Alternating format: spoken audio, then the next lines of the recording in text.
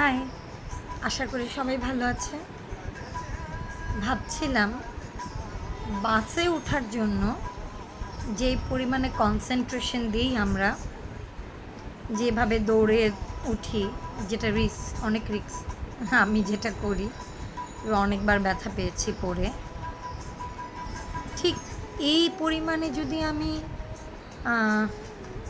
কনসেন্ট্রেশনটা পড়াশোনায় দিতাম, তাহলে আজকে হয়তো আমার বাসে উঠতে হতো না।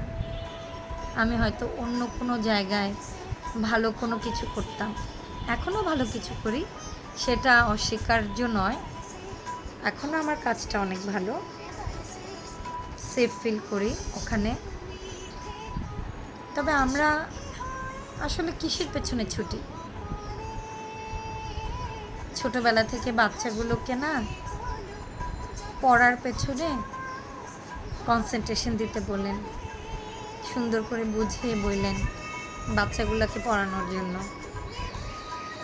আমি ভাবি আমার অপোজিটে যিনি আছেন আমার বয়সে, তার পজিশনটা অনেক বড়। যখন দেখি এরকম মানুষ, আর আমার পজিশনটা একটা জায়গায় রয়ে গেছে যেখান থেকে আমি চাইলেও আপাতত বেরোতে পারছি না। মা বাবাদের জন্য বলছি, বাচ্চার দিকে খেয়াল রাখবেন।